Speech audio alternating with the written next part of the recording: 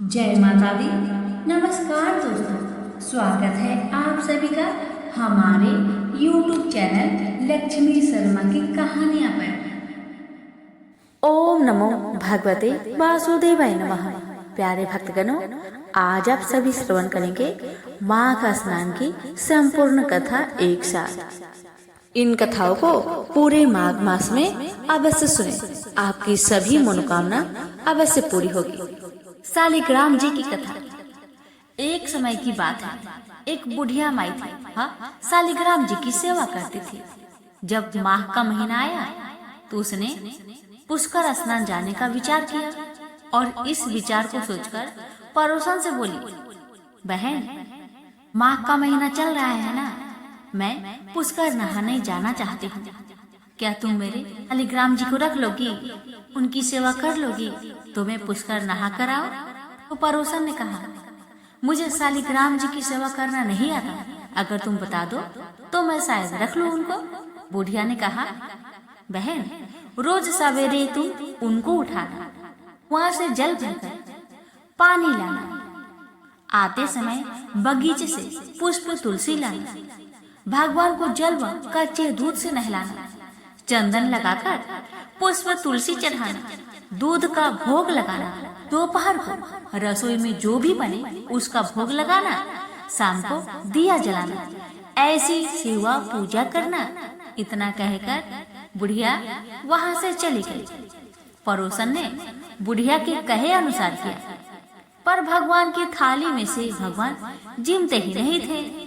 दूध पिया ही नहीं, भगवान भोजन नहीं करते तो बुढ़िया को चिंता होने लगी। पड़ोसन भगवान के सामने बैठकर मन ही मन में बोलने लगी, हे भगवान, आपकी मालकिन आएगी तो कहेगी, मेरे भगवान को दुबला कर दिया है, अभी 1 महीना है, आप जीम लीजिए तो मैं भी जीम लूं।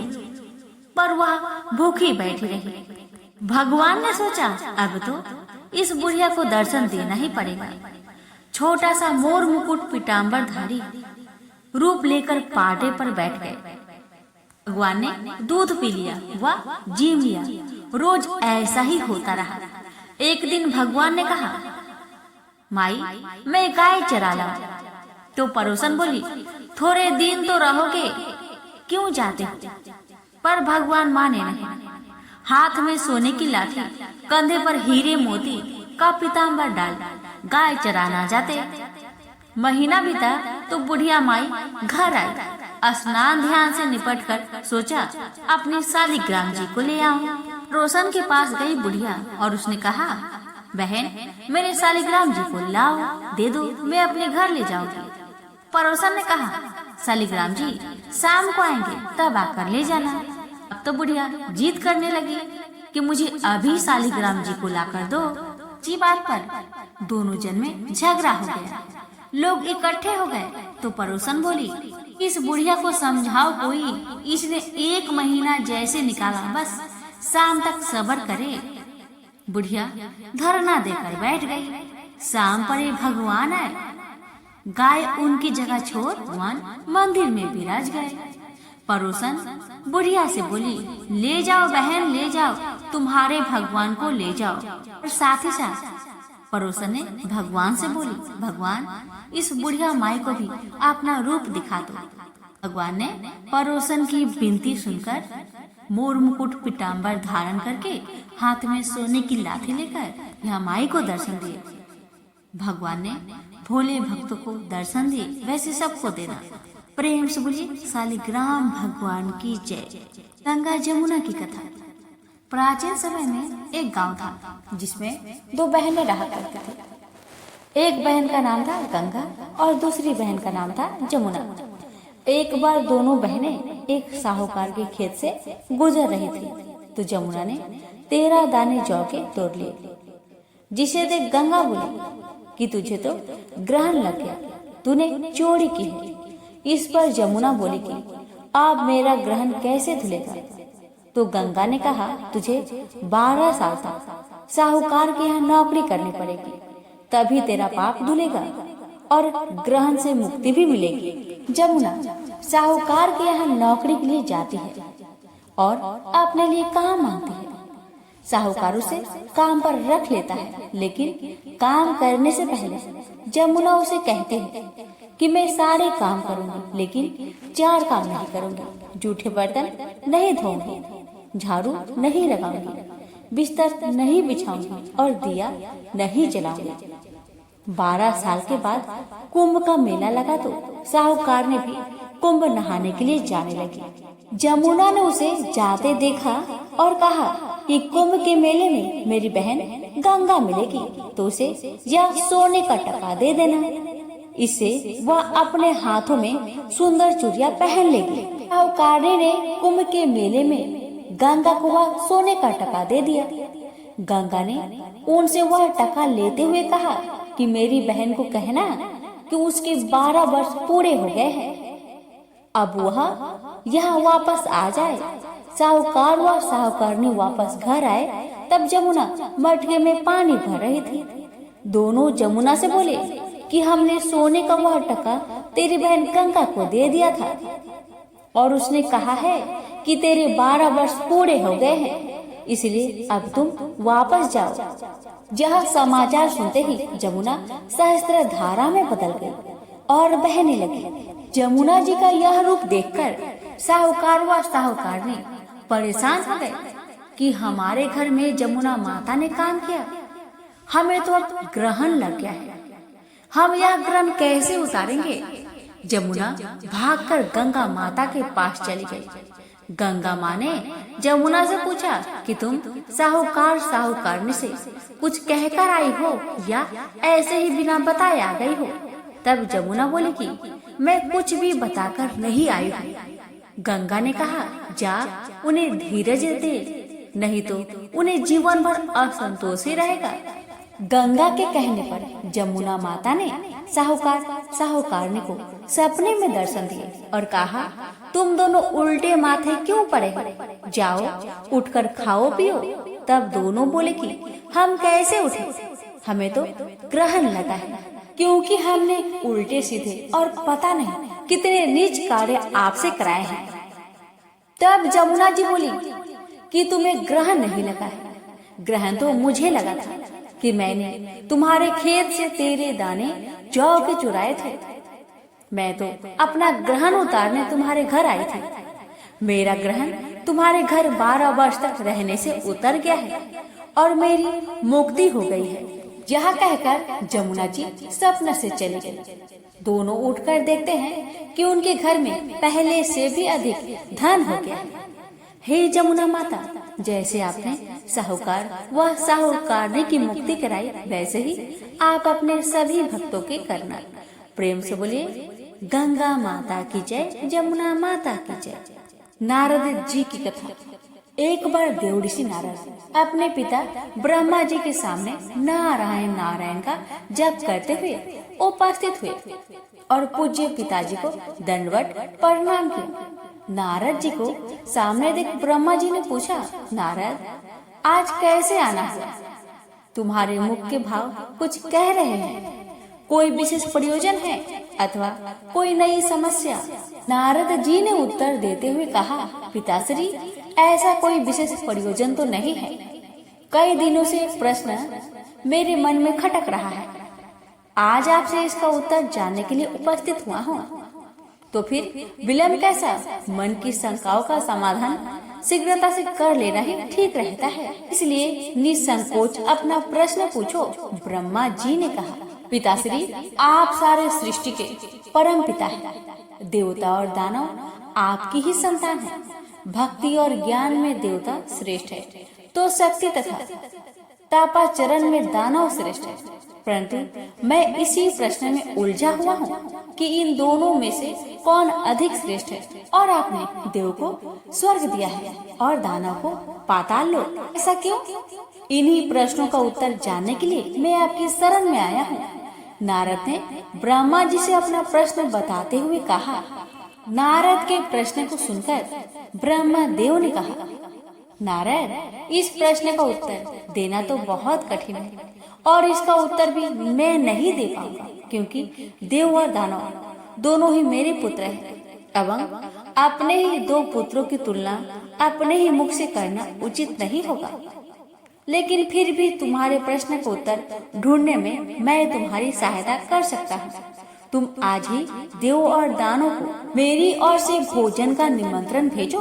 कल ही हम उनके लिए भोजन का आयोजन करेंगे और कल ही तुम्हें तुम्हारे प्रश्न की देव क्यों स्वर्ग में और दानव क्यों पाताल लोक में है, इसका उत्तर भी मिल जाएगा।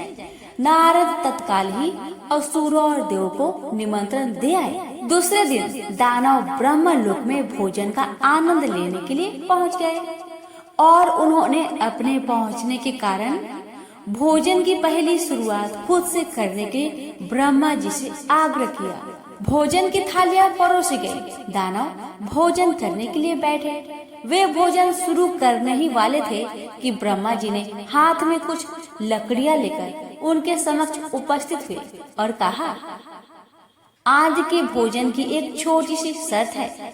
मैं यहाँ उपस्थित रहकर हर एक अतिथि के दोनों हाथों में इस प्रकार से लकड़ी बांधूंगा कि वो कोहनी से मुड़ नहीं पाए और इसी उपस्थिति में सभी को भोजन करना होगा। कुछ देर बाद सभी असुरों के हाथों में लकड़ियां बंध चुकी थी। अब असुरों ने खाना शुरू किया, पर ऐसी स्थिति में कोई कैसे खा सकता था। कोई असुर सीधे थाली में मुंह डालकर खाने का प्रयास करने लगा, तो कोई भोजन को हवा में उछालकर मुंह में डालने का प्रयत्न करने लगा। दानों की ऐसी स्थिति देखकर नारद जी अपनी हंसी नहीं रोक पाए। अपने सारे प्रयास विफल होते देख दानव बिना खाए ही उठ गए और क्रोधित होते हुए बोले, हमारी यही दशा ही करनी थी तो भोजन पर बुलवाया है क्यों? कुछ देर पश्चात देव भी यहाँ पहुँचने ही वाले हैं। ऐसे ही लकड़ियाँ आप उनके हाथों में भी बांधेगा ताकि हम भी उनकी दुर्दशा का आनंद ले सके। कुछ देर पश्चात देव भी वहाँ पहुँच गए और अब देव भोजन के लिए बैठे। देव के भोजन मंत्र पढ़ते ही ब्रह्मा जी ने सभी के हाथों में लकड़ियां बांधी और भोजन की शर्त भी रखी। हाथों में लकड़ियां बांधने पर भी देव शांत रहे। वे समझ चुके थे कि खुद अपने हाथ से भोजन करना असंभव है। वे थोड़े आगे खिसक गए और थाली से अन्न उठा सामने वाले को खिलाए। बड़े ही स्नेह के साथ वे एक दूसरे को भोजन खिला रहे थे और भोजन का आनंद ले रहे थे। उन्होंने भोजन का भरपूर स्वाद लिया, साथ ही दूसरे के प्रति अपना स्नेह और सम्मान जाहिर किया। यह कल्पना हमें क्यों नहीं सूझी? इस विचार के साथ दानव बहुत दुखी होने लगे। नारद जी यह देखकर मुस्कुरा रहे थे। नारद जी ने ब्रह्मा जी से कहा, पिताश्री, आपकी लीला अगाध है। युक्ति, शक्ति और सामर्थ्य का उपयोग स्वार्थ हेतु करने की अपेक्षा परमार्थ के लिए करने वाले का जीवन ही श्रेष्ठ होता है। दूसरों की भलाई में ही अपनी भलाई है। यह आपने संप्रमाण दिखा दिया और मुझे अपने प्रश्नों का भी उत्तर मिल गया। ब्रह्मा जी को सबने प्रणाम किया और वहाँ से विदा लिया। प्रेम से बोलिए सभी देवताओं की जय। तुलसी जी की कथा। एक बार देवराज इंद्र देवगुरु बृहस्पति के साथ भगवान शिव का दर्शन करने कैलाश पर्वत पर गए। महादेव ने दोनों की परीक्षा लेनी चाहिए, इसलिए अपना रूप बदलकर अवधूत बन गए। उनके शरीर पर कोई वस्त्र न था। उनका शरीर जलती हुई अग्नि के समान धधक रहा था और अत्यंत भयंकर नजर आ रहे थे। अवधूत दोनों के रास्ते में खड़े हो गए। इंद्र ने एक विचित्र पुरुष को रास्ते में खड़े देखा तो चौंका। इंद्र को देवराज होने का गर्व घेरने लगा। उन्होंने उस भयंकर पुरुष से पूछा, तुम कौन हो? भगवान शिव अभी कैलाश पर विराज हैं या कहीं भ्रमण पर गए हैं? मैं उनके दर्शन के लिए आया हूँ। इंद्र ने कई प्रश्न किए, लेकिन वह पुरुष योगियों के समान मौन ही रहे। इंद्र को लगा कि एक साधारण प्राणी उनका अपमान कर रहा है। उनके मन में देवराज होने का अहंकार उपजा, जो क्रोध में बदल गया। इंद्र ने कहा, मेरे बारंबार अनुरोध पर भी तो कुछ नहीं बोलकर मेरा अपमान कर रहा है। मैं तुझे अभी दंड देता हूँ। ऐसा कहकर इंद्र ने ब्रज उठा लिया। भगवान शिव ने ब्रज को उसी समय अस्तंभित यानी जड़ कर दिया। इंद्र की बाह अकड़ गई। भगवान अवधूत क्रोध से लाल हो गए। बृहस्पति उनके चेहरे पर आई क्रोध की ज्वाला से समझ गए कि ये कोई और नहीं, ये प्रचंड स्वरूप महादेव के अतिरिक्त किसी और की हो ही नहीं सकती।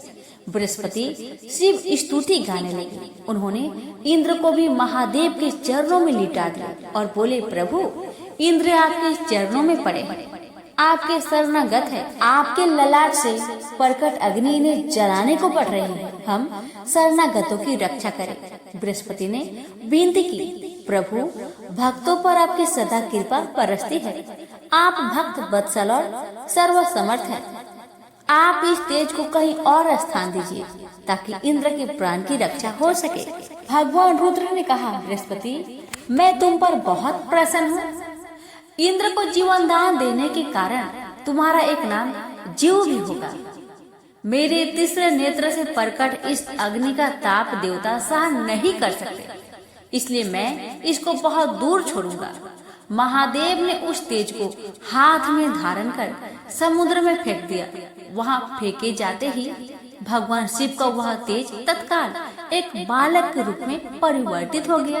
सिंधु से उद्भव होने के कारण उसका नाम सिंधु पुत्र जलंधर प्रसिद्ध हुआ। जालंधर जिसका नाम शंखचूड़ भी हुआ। शिव की तेज से उत्पन्न हुआ, इस कारण परम शक्तियों से संपन्न था। वह देवों से भी ज्यादा शक्तिवान था। वह उस तेज से पैदा हुआ था जो इंद्र को समाप्त कर देने वाला था। इसलिए असुरों ने उसे अपना राजा बनाया। अवधूत रूप में यह लीला करने के बाद महादेव अंतर्ध्यान हो गए। इंद्र के गर्भ का भंजन भी हुआ, भगवान के दर्शन भी हो गए। तुलसी से जुड़ी एक कथा बहुत प्रचलित है। श्रीमद् देवी भागवत पुराण में इनके अवतरण की दिव्य लीला कथा भी बनाई गई है। एक बार शिव ने अपने तेज को समुद्र में फेंक दिया था। उससे एक महातेजस्वी बालक ने जन्म लिया। यह बालक आगे चलकर जालंधर के नाम से पराक्रमी दैत्य राजा बना। इसकी राजधानी का नाम जालंधर नगरी था। दैत्यराज कालनेमी की कन्या वृंदा का विवाह जालंधर से हुआ। जालंधर महाराक्षस था। अपनी सत्ता के मद में चूर उसने माता लक्ष्मी की पाने की कामना से युद्ध किया, परंतु समुद्र से ही उत्पन्न होने के कारण माता लक्ष्मी ने उसे अपने भाई के रूप में स्वीकार किया। वहां से पराजित होकर वह देवी पार्वती को पाने की लालसा से कैलाश पर्वत पर गया। भगवान देवाधिदेव शिव का ही रूप धरकर माता पार्वती के समीप गया, परंतु माँ ने अपने योग बल से उसे तुरंत पहचान लिया तथा वहां से अंतर्ध्यान हो गई। देवी पार्वती ने क्रोध होकर सारा वृंदावन भगवान विष्णु को सुनाया। जालंधर की पत्नी वृंदा अत्यंत पतिव्रता स्त्री थी। उसी के पतिव्रत धर्म की शक्ति से जालंधर न तो मारा जाता था और न ही पराजित होता था। इसलिए जालंधर का नाश करने के लिए वृंदा के पतिव्रत धर्म को भंग करना बहुत जरूरी था। इसी कारण भगवान विष्णु ऋषि का भेष धारण करके वन में जा पहुँचे, जहाँ वृंदा अकेली भ्रमण कर रही थी। भगवान के साथ दो मायावी राक्षस भी थे, जिन्हें देखकर वृंदा भयभीत हो गई। ऋषि ने वृंदा के सामने पल में दोनों को भस्म कर दिया। उनकी शक्ति देखकर वृंदा ने कैलाश पर्वत पर महादेव के साथ युद्ध कर रहे अपने पति जालंधर के बारे में पूछा। ऋषि ने अपने माया जाल से दो बानर प्रकट किए। एक बानर के हाथ में जालंधर का सिर था तथा दूसरे के हाथ में धड़। अपने पति की यह दशा देखकर वृंदा मूर्छित होकर गिर पड़ी। होश में आने पर उन्होंने ऋषि रूपी भगवान से विनती की वह उसके पति को जीवित करे। भगवान ने अपनी माया से पुनः जालंधर का सिर धड़ से जोड़ दिया, परंतु स्वयं भी वह उसी शरीर में प्रवेश कर गए। वृंदा को इस छल का जरा भी आभास न हुआ। जालंधर बने भगवान के साथ वृंदा पतिव्रता का व्यवहार करने लगी, जिससे उसका अस्तित्व भंग हो गया। ऐसा होते ही वृंदा का पति जलांधर युद्ध में हार गया। इसी सारे लीला का जब वृंदा को पता चला तो उसने क्रोध होकर भगवान विष्णु को शीला होने का श्राप दे दिया तथा स्वयं सती हो गई। जहाँ वृंदा भस्म हुई वहाँ तुलसी का पौधा उगा। भगवान विष्णु ने वृंदा से कहा, हे वृंदा, तुम अपने अस्तित्व के कारण मुझे लक्ष्मी से भी अधिक प्रिय हो गई हो। अब तुम तुलसी के रूप में सदा मेरे साथ रहोगी। जो मनुष्य भी मेरे शालिग्राम रूप के साथ तुलसी का विवाह करेगा उसे इस लोक और परलोक में विपुल यश प्राप्त होगा। जिस घर में तुलसी होती है वहाँ यम के दूत भी असमय नहीं जा सकते। गंगा व नर्मदा के जल में स्नान तथा तुलसी का पूजन बराबर माना जाता है। चाहे मनुष्य कितना भी पापी क्यों न हो, मृत्यु के समय जिसके प्राण मंजरी रहित तुलसी और गंगा जल मुख में रखकर निकल जाते हैं वह पापों से मुक्त होकर वैकुंठ धाम को प्राप्त होता है। जो मनुष्य तुलसी व आंवलों की छाया में अपने पितरों का श्राद्ध करता है उसके पितर मोक्ष को प्राप्त हो जाते हैं। उसी दैत्य जलांधर की यह भूमि जलांधर नाम से विख्यात है। सती वृंदा का मंदिर मोहल्ला कोट किशनचंद में स्थित है। कहते हैं इस स्थान पर एक प्राचीन गुफा थी जो सीधी हरिद्वार तक जाती थी। सच्चे मन से 40 दिन तक सती वृंदा देवी के मंदिर में पूजा करने से सभी मनोरथ पूर्ण होते हैं। तो प्रेम से बोलिए तुलसी मैया की जय। एक गांव में 2 सेठानियां थीं। एक के घर में बहुत धन था पर वह दिल से कंजूस थी और दूसरे के पास धन थोड़ा था मगर वह दिल से बहुत दयावान थी, बहुत दानी थी। छोटी सेठानी रोज सवेरे उठती, गंगा स्नान करती, तुलसी माता को सिंचती, वर पीपल को सिंचती और फिर भगवान के मंदिर में जाकर धर्मराज भगवान, सूरज भगवान की कहानी सुनती। एक दिन भगवान के भोग लगाकर अतिथि को जिमाती है, गाय कुत्ता के लिए ग्रास निकालती है। दूसरी सेठानी इस धर्मात्मा को देखकर हंसती और कहती, पता नहीं दिन भर ये क्या क्या करती है। थोड़े समय बाद दोनों सेठानियों को भगवान का बुलावा आया। धर्मात्मा सेठानी के लिए यमराज भगवान ने अपना विमान भेजा और भगवान को न मानने वाली सेठानी को दूध मारते घसीटते हुए लेते गए। रास्ते में सेठानी दूत से बोली, मुझे भूख लगी है। दूत बोले, अगर तुमने कुछ दिया होगा तो तुम्हें भोजन मिलेगा। सेठानी तो कभी भी किसी को कुछ दिया ही नहीं था, इसीलिए उसे भोजन नहीं दिया गया। अब कुछ दूर आगे बढ़ने पर उसे प्यास लगी। वह फिर से दूत से कहने लगी, मुझे बहुत प्यास लगा है, थोड़ा पानी मिलेगा? दूत बोले, हाँ जरूर, अगर तुमने कभी किसी को पानी पिलाया होगा तभी तुम्हें पानी नसीब होगा। सेठानी ने कभी भी किसी को पानी नहीं पिलाया था, इसलिए उसे दूत पानी नहीं दिए। कुछ दूर आगे बढ़ने पर सेठानी को रास्ते में कांटे चुभने लगे, गर्मी पड़ने लगी, पर दूत तो उसे घसीटते ही ले जा रहे थे। अब सेठानी बहुत पछताने लगी कि मेरे पास सब कुछ था मगर मैंने कभी दान धर्म नहीं किया। इतने में यमराज भगवान का दरबार आया। तब सेठानी ने देखा कि धर्मात्मा सेठानी भगवान के पास सिंहासन पर बैठी थी। उधर दूसरी सेठानी को तपते हुए कुंड में डाल दिया गया। अब तो सेठानी यमराज भगवान से बोली, हे भगवान, मुझ पर दया करके आप मुझे 1.25 पहर का जीवन दान दीजिए, मैं वापस आकर दंड भोग लूंगी। यमराज भगवान तो बहुत दयालु है। उन्होंने सेठानी पर दया दिखाकर उसे 1 दिन का जीवन दान दे दिया।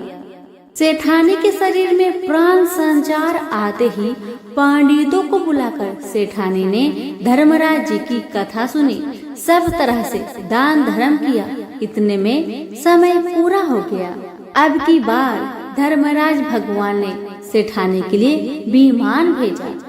सवा पहर के दान धर्म से सेठानी को स्वर्ग मिला। धर्मराज भगवान ने जैसी कृपा सेठानी पर करी वैसी सब पर करना। कहानी कहने वाले, सुनने वाले और हुक्कारे भरने वालों पर, सभी पर अपनी कृपा सदा बनाए रखना। तो प्रेम से बोलिए धर्मराज भगवान की जय। किसी गांव में एक गरीब जाट और जाटनी रहते थे। जाटनी हमेशा अपने पति से कहती कि मैं तुम्हें 4 रोटी बनाकर दूंगी, तुम नदी किनारे जाना, वहाँ पर भगवान राम और लक्ष्मण जी आते हैं, वहाँ जाकर तुम इस तरह कहना, राम बड़े लक्ष्मण छोटे, वो बैठे अम्बे की डाली, वो बैठे चंपे की डाली, मिट्टी का दशरथ बनावे, मक्खन मिश्री का भोग लगावे, देव परिक्रमा घर को आवे। जाट क्या करता कि रास्ते भर में पत्नी की इन दोहा को, इन लाइन को याद करते जाता। जैसे वह नदी के किनारे पहुंचता, वहां जाकर अपनी पत्नी की बातें, उस दोहा को भूल जाता। भूलने के बाद इस प्रकार कहता, लक्ष्मण बड़े राम छोटे, वो बैठे अम्बे की डाली, वो बैठे चंपे की डाली, मिट्टी का दशरथ बनावे, माखन मिश्री का भोग लगावे, देव परिक्रमा घर को आवे। जाट इस प्रकार कहता तो भगवान राम लक्ष्मण से कहते, मन तुम्हें इसने बड़ा बताया है, तुम इसे कुछ दे दो। तब लक्ष्मण कहते, हे राम, इसकी बुद्धि मलिन हो गई है, यह मूर्ख है, कहीं राम से बड़ा इस दुनिया में कोई हुआ है?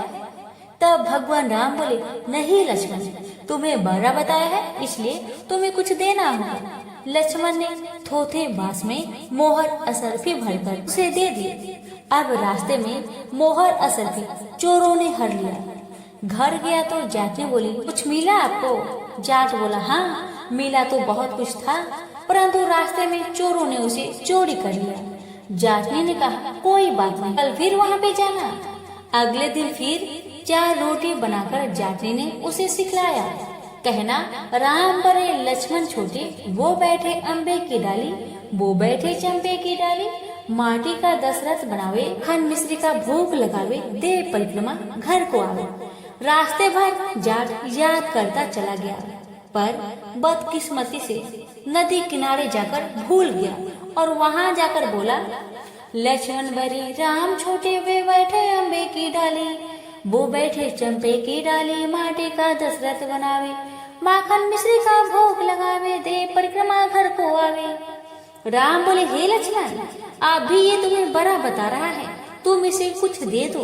लक्ष्मण बोले, हे राम, इसकी बुद्धि मलिन हो गई है, मूर्ख है, कहीं राम से भी इस दुनिया में कोई बड़ा हुआ है? राम बोले, नहीं लक्ष्मण, तुम्हें बड़ा बताया है, इसलिए तुम्हें कुछ देना ही होगा। लक्ष्मण ने सोने की ईंट उसे दे दिया। रास्ते में चोरों ने उसे हर लिया। घर गया तो जाटनी ने पूछा, क्या तुम्हें कुछ मिला था? जाट बोला, मिला तो था, पर रास्ते में चोरों ने उसे लूट लिया। जाटनी बोली, तुमने क्या कहा था? जाट बोला, लक्ष्मण बड़े राम छोटे, वो बैठे अम्बे की डाली, वो बैठे चंपे की डाली, माटी का दशरथ बनावे, माखन मिश्री का भोग लगावे, देव परिक्रमा घर को आवे। जाटनी बोली, तुम तो बहुत भोले हो, कहीं भगवान राम से बड़ा कोई है? फिर कल जाना, ठीक से बोलना। एक दिन फिर जाट गया, उस दिन ठीक ठीक बोला, राम बड़े लक्ष्मण छोटे, वो बैठे अम्बे की डाली, वो बैठे चंपे की डाली, माटी का दशरथ बनावे, माखन मिश्री का भोग लगा दे, देव परिक्रमा घर को आवे। लक्ष्मण बोले, हे राम, आज इसको अकल आ गई है, इसको कुछ दे दीजिए। राम मुस्कुराते हुए बोले, भाई मेरे पास क्या है, यह जौहर की मिट्टी ले जा। कहकर अपने हाथ से थोड़ी सी मिट्टी भगवान राम ने उसे दे डाली। जाट बरबर करने लगा, आज जाटी ने मुझे उल्टा सीख दी है, रोज सोना चांदी मिला करता था, आज तो मिट्टी की डली मिली है। मिट्टी लेकर घर की ओर चल गया। बीच रास्ते में चोरों ने मिट्टी देखी तो मिट्टी को देखकर कुछ नहीं बोले। जाट घर गया तो जाट ने बोली, कुछ मिला? तो जाट ने कहा, हाँ, तेरी उल्टी सीख के कारण आज तो मुझे सिर्फ मिट्टी की डली मिली है। जाट ने बोली, कोई बात नहीं, कुछ तो लेकर घर आया। बड़े रोज तुम खाली हाथ घर आते थे, आज तो तुम मिट्टी लेकर आए हो, मिट्टी से तो कुछ न कुछ काम तो हो ही जाएगा। चूल्हा लिपूंगी, आंगन लिपूंगी। जाटनी वे तुलसी की पौधे के नीचे मिट्टी को रखकर सो गई। जब सवेरे उठकर देखा तो हीरे मोती जगमगा रहे थे। भगवान राम तो मिट्टी का भी सोना करते। जैसे भगवान राम ने उनकी दरिद्रता दूर की, ऐसे सबकी कहते सुनते और हुक्कारा भरते भी की दरिद्रता को दूर करें। प्रेम से बोलिए श्री रामचंद्र की जय। कथा इस प्रकार है। एक गांव था जिसमें एक सेठ जी अपने परिवार के साथ रहते थे। सेठ जी के गांव के पास के शहर में एक बड़ा व्यापार था। सेठ जी गणेश जी की पूजा श्रद्धा एवं विश्वास से करते थे, जिससे सेठ जी के घर में अन्न धन के भंडार सदा भरा रहता था। उनके जीवन में किसी प्रकार की कोई भी कमी नहीं थी। वह नित्य प्रतिदिन नियमानुसार रोज वो नदी पर नहाने जाते और आकर गणेश जी की पूजा करते थे, उन्हें भोग लगाते थे और फिर स्वयं भोजन करते थे। यह बात सेठानी जी को अच्छी नहीं लगती थी। वो धार्मिक नहीं थी और ईश्वर में इतना विश्वास नहीं रखते थे। एक बार सेठानी जी ने सोचा, यह इतना गणेश जी को मानते हैं, गणेश जी की पूजा करते हैं, इससे होता ही क्या है। आज तो देखती हूँ वो कैसे गणेश जी की पूजा करते हैं। सेठानी दिमाग लगाकर अगले दिन जब सेठ जी नदी पर नहाने गए तो सेठानी जी गणेश जी की मूर्ति को उठाकर मूर्ति को कपड़े से ढककर बगीचे में जमीन में दबा दिया। जब सेठ जी नदी से नहाकर आए तो घर में देखते हैं कि गणेश जी की मूर्ति तो है नहीं। वह सेठानी से पूछते हैं, मेरी गणेश जी की मूर्ति मंदिर में क्यों नहीं है, कहाँ गया? तो सेठानी जी बोलती है, मुझे नहीं मालूम। सेठ जी गणेश जी को बहुत ढूंढे पर उनकी मूर्ति घर में नहीं मिली। उस दिन सेठ जी गणेश जी का पूजा नहीं कर पाए और न ही उनको भोग लगा पाए। इसके लिए सेठ जी ने अन्न जल का त्याग कर दिया और गणेश जी से प्रार्थना करने लगे, हे प्रभु, लगता है आप मुझसे रुष्ट हो गए हैं और कहीं चले गए हैं। आप अपनी कृपा दृष्टि मुझ पर बरसाइए। हे प्रभु, मुझे दर्शन दीजिए। सेठ जी ने मन ही मन प्रतिज्ञा किया कि जब तक मुझे मेरे गणेश जी नहीं मिल जाते, मुझे दर्शन नहीं देते, मैं तब तक अन्न जल का त्याग करता हूँ। उस दिन पूरा दिन निकल गया। रात्रि में सेठ जी की भक्ति से प्रसन्न होकर गणेश जी भगवान ने सपने में गणेश जी भगवान एक छोटे से चूहे के साथ खेल रहे थे और चूहे को खाने को लड्डू दे रहे थे। चूहा लड्डू लेकर बगीचे में जाता है और जमीन को खोदता है और लड्डू वहीं डाल देता है। अचानक सेठ जी की नींद खुल जाती है। सेठ जी बगीचे में जाते हैं और वहीं खोदने लगते हैं जहाँ पर उन्होंने चूहे को सपने में लड्डू दबाते हुए देखा था। ठीक वहीं पर खोदते हैं। गणेश जी की कृपा से, उनकी आशीर्वाद से वहीं पर गणेश जी की मूर्ति कपड़े में लिपटा हुआ मिट्टी के अंदर छुपा हुआ था। सेठ जी ने गणेश जी की मूर्ति को प्रणाम करके उन्हें लेकर घर आया और अच्छे से साफ सफाई करके उनकी पूजा की, उन्हें भोग लगाया। देखकर सेठानी ने पूछा, आपको गणेश जी कहाँ मिले? सेठ जी सेठानी जी से सपने की सारी कहानी बताते हैं। अब बात जानकर सेठानी जी को बड़ा आश्चर्य हुआ। सेठानी को मन ही मन श्रद्धा एवं विश्वास से गणेश जी भगवान की भक्त बन जाती है और सेठ जी से कहती है कि मुझसे बड़ा भारी अपराध हो गया। अब हम दोनों पति पत्नी प्रेम सहित गणेश जी भगवान की आराधना करेंगे एवं उनकी पूजा में कोई भी कमी नहीं आने देंगे। यह सुनकर सेठ जी बड़े प्रसन्न हो जाते हैं और दोनों पति पत्नी गणेश जी भगवान को धन्यवाद करते हैं। जय बोलिए गणेश भगवान की जय, सदा ही जय। प्रभु अपनी अनुकंपा सेठ सेठानी के समान ही हम सभी पर बनाए रखना। कहानी सुनने वालों की सभी मनोकामनाएं पूर्ण करना। एक लप्सी था, एक तपसी था। तपसी हमेशा भगवान की तपस्या में लीन रहता था। लप्सी रोजाना सवा सेर की लप्सी बनाकर भगवान का भोग लगाकर छीन लेता था। एक दिन दोनों लड़ने लगे। तपसी बोला, मैं रोज भगवान की तपस्या करता हूँ, इसलिए मैं बड़ा हूँ। तपसी बोला, मैं रोज भगवान को सवा सेर लापसी का भोग लगाता हूँ, इसलिए मैं बड़ा। नारद जी वहां से गुजर रहे थे। दोनों को लड़ता देखकर उनसे पूछा कि तुम क्यों लड़ रहे हो? तपसी ने खुद के बड़ा होने का कारण बताया और लप्सी ने अपना कारण बताया। नारद जी बोले, तुम्हारा फैसला मैं कर दूंगा। दूसरे दिन लप्सी और तपसी नहाकर अपनी रोज की भक्ति करने आए तो नारद जी ने छुप कर 1.25 करोड़ की एक अंगूठी उन दोनों के आगे रख दी। तपसी की नजर जब अंगूठी पर पड़ी तो उसने चुपचाप अंगूठी उठाकर अपने नीचे दबा ली। लप्सी की नजर अंगूठी पर पड़ी लेकिन उसने ध्यान नहीं दिया। भगवान का भोग लगाकर लप्सी खाने लगा। नारद जी सामने आए तो दोनों ने पूछा कि कौन बड़ा है? तो नारद जी ने तपसी से खड़ा होने को कहा। वो खड़ा हुआ तो उसके नीचे दबी अंगूठी दिखाई पड़ी। नारद जी ने तपसी से कहा, तपस्या करने के बाद भी तुम्हारी चोरी करने की आदत नहीं गई, इसलिए लप्सी पर आई और तुम्हें तुम्हारी तपस्या का कोई फल भी नहीं मिलेगा। तपसी शर्मिंदा होकर माफी मांगने लगा। उसने नारद जी से पूछा, मुझे मेरी तपस्या का फल कैसे मिलेगा? नारद जी ने कहा, यदि कोई गाय और कुत्ते की रोटी नहीं बनाएगा तो फल तुम्हें मिलेगा।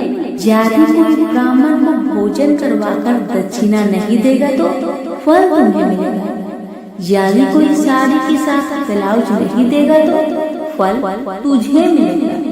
यदि कोई दिए से दिया जलाएगा तो फल तुझे मिलेगा। यदि कोई सारी कहानी सुने लेकिन तुम्हारी कहानी नहीं सुने तो फल तुझे मिलेगा। उसी दिन से हर व्रत कथा कहानी के साथ लप्सी तपसी की कहानी सुनी कही जाती है। तो प्रेम से बोले विष्णु भगवान की जय। धन्यवाद।